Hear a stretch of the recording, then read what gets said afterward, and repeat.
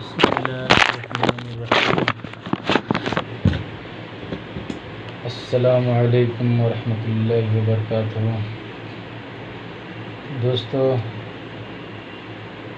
آپ لوگ تو خیریت سے ہوں گے۔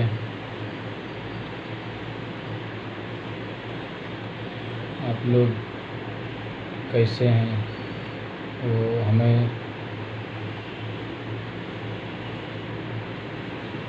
کامنٹ میں ضرور بتانا، انشاءاللہ آپ کے لیے دعائیں کریں گے۔ تو آئیے سب سے پہلے میں آپ کو بتاتا ہوں کہ سنت نماز پڑھنے کا طریقہ۔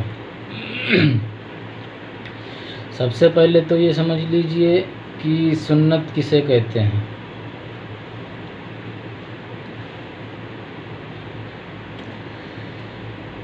تو سنت اسے کہتے ہیں جو نبی پاک صلی اللہ علیہ وسلم نے کیا یا صحابہ کرام نے کیا اور حضور صلی اللہ علیہ وسلم نے دیکھا اور اس کو منع نہ فرمایا، تو اسے سنت کہتے ہیں۔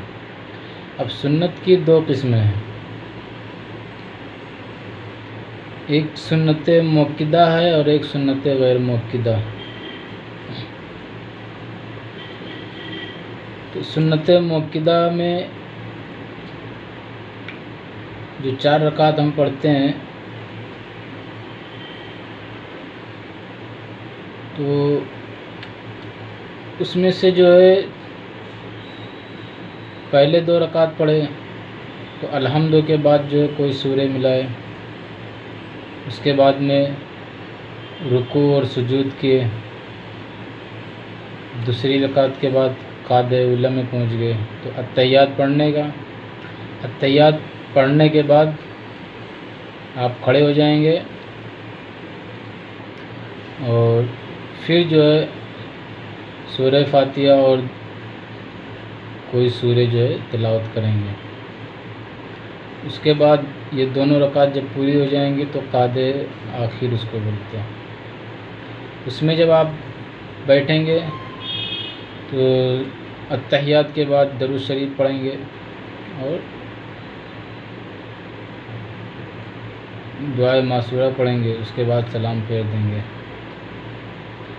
لیکن سنت غیر مؤکدہ جو ہے وہ الگ طریقے سے پڑھا جاتا ہے۔ جیسے